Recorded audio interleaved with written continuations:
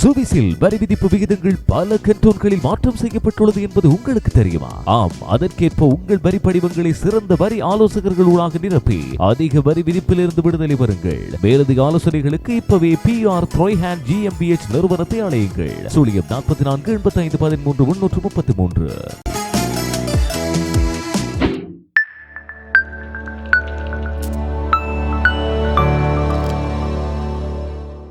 Hi, welcome to Swiss Tamil TV. அன்பான சொந்தங்களை மற்றும் ஒரு தகவல் அறிவோம் எபிசோட்ல சந்திக்கிறதுல ரொம்பவே சந்தோஷம். இன்னைக்கும் சுவிட்சர்லாந்து மக்களுக்கு, அதுவும் குறிப்பா சுவிஸ் தமிழர்களுக்கு ரொம்பவே பிரயோசனமான ஒரு தகவலா இருக்கும். இன்னைக்கு சொல்ல போறது குறைஞ்ச வரி வசூலிக்கக்கூடிய நகரங்கள் எதெல்லாம் இருக்கு, எதனால இப்படியான வரி எல்லாம் வசூலிக்கப்படுது அப்படின்றத பார்க்க போறோம். சுவிட்சர்லாந்துல ஒவ்வொரு கண்டோனுமே தங்களுக்கான வரி விகிதங்களை தனித்தனியா நிர்ணயிக்குது. ஆனா ஒருத்தர் செலுத்த வேண்டிய வரி தொகை கண்டோனுக்கு கண்டோன் மட்டும் இல்லாம அவர் வசிக்கக்கூடிய நகராட்சியா இருந்தாலும் சரி, சிறிய கிராமப்புறமா இருந்தாலும் சரி, எல்லாத்தையும் பொறுத்து மாறுபடுது. அதனால ஒரே கண்டோனுக்குள்ள கூட நகரத்துக்கு நகரம் வரி வசூலிப்பு வேறுபாட்டோட இருக்கிறது தான் தனிச்சிறப்பான சுவிட்சர்லாந்தினுடைய வரி அமைப்பை பார்க்கலாம். இந்த நிலையில சுவிட்சர்லாந்துல எந்த நகரங்கள்ல குறைந்த வரி, எந்தெந்த நகரங்கள்ல அதிக வரி விதிக்கப்படுது, அந்த கேள்விக்கான பதிலை காண்றதுக்கு ஒரு ஆய்வு நாங்க எடுத்துக்கொள்ள போறோம். அதாவது Swiss institute for economic policy research அப்படின்னு சொல்லக்கூடிய ஒரு ஆய்வு பல தகவல்களை வெளியிட்டாங்க. 2024ஆம் ஆண்டில் இந்த கணக்கெடுப்பு நாட்டில் 2136 நகராட்சிகள் வசிக்கக்கூடிய தனி நபர்களோட வரி நிலை மதிப்பீடு தான் இந்த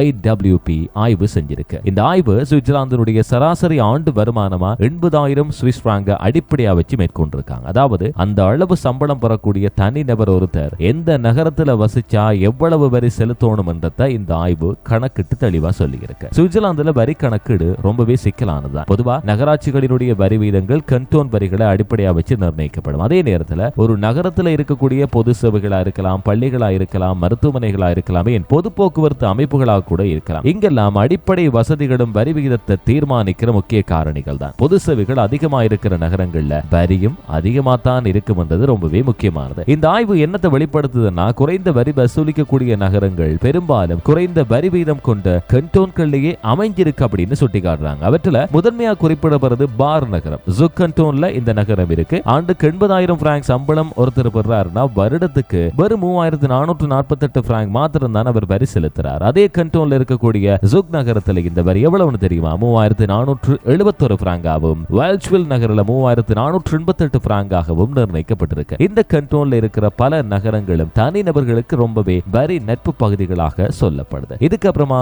ஸ்வைஸ் கண்டோன் எடுத்துக்கிட்டா நகரங்கள்ல ஒப்பீட்டளவுல குறைந்த வரி வசூலிக்கிற பகுதிகளும் இருக்கு. உதாரணமா குஸ்னாக் நகரத்துல ஆண்டு வரி சுமார் 5,514 பிராங்காகவும், மியோட்டதால் பகுதியில 5,765 பிராங்காகவும் நிர்ணயிக்கப்பட்டிருக்கு. அதனால இந்த ஸ்வைஸ் கண்டோனையும் தாண்டி ஜுக்ல கொஞ்சம் குறைவான வரி விகிதத்தை நம்ம பார்க்கலாம். அடுத்ததா அதிக வரி வசூலிக்கிற பகுதிகள் பெரும்பாலும் மேற்கு சுவிட்சர்லாந்துல இருக்கு. அதாவது பிரெஞ்சு மொழி பேசக்கூடிய பகுதிகள் அதிகமான வரி வசூலிக்கிறாங்க. குறிப்பா நோய்சாட்டல் கண்டோன்ல இருக்கிற நகரங்கள்ல வரி அளவு ரொம்பவே அதிகம் என்று சொல்லியிருக்காங்க. அந்த கண்டோன்ல இருக்கக்கூடிய எங்கஸ், அதாவது 2025 முதல்ல லத்தீனா நகராட்சியில இணைக்கப்பட்ட ஒரு பகுதி. இங்க ஆண்டுக்கு 80,000 பிராங்க் சம்பளம் பெறக்கூடிய ஒருத்தர் எடுத்துக்கிட்டா 13,738 பிராங்க் வரி செலுத்துறாரு. அதே நேரத்தில் அதே அளவு வரி லெஸ் வெரீரஸ் நகரத்திலையும் வசூலிக்கிறாங்க. லெஸ் பிளான்செட்டஸ் நகரத்துல வரி எவ்வளவு தெரியுமா? 13,530 பிராங்க் அப்படின்னு உயர்வாகவே காட்டுது. அதோட பிரெஞ்சு மொழி பகுதிகளில் பெரிய நகரங்களையும் எடுத்துக்கிட்டா இப்படியான வரி அளவு அதிகமா தான் இருக்கு. உதாரணமா லவுசான் நகரத்தில் ஆண்டுக்கு 11,839 பிராங்க் டாக்ஸ் இருக்கு. அதே நேரத்தில் ஜெனிவாவில் அது 11,579 வசூலிக்கப்படுறதா சொல்லப்படுது. சுவிட்சர்லாந்துல ஒருத்தர் செலுத்த வேண்டிய வரி தொகை இருக்கு இல்லையா, கண்டோன் நகராட்சியத்தோட தனிப்பட்ட வருமான நிலையிலையும் தங்கி இருக்குன்னு சொல்றாங்க. அதனால நீங்க வசிக்கக்கூடிய பகுதியில எவ்வளவு வரி செலுத்த வேண்டி வரும் என்ற அறியறதுக்கு பல இணைய கருவிகள் உதவியா இருக்கும். குறிப்பா கம்பாரிஸ் எடுத்துக்கிட்டா இது ஒரு நுகர்வோர் தடம். இந்த ஆன்லைன் கருவி மூலமா நீங்க வரி நிலையை எளிதாக கணக்கிட்டு செலுத்தக்கூடிய வாய்ப்பு இருக்கிறதாகவும் சொல்லப்படுது. மீண்டும் ஒரு எபிசோட் மூலமா சந்திக்கலாம். பாய்.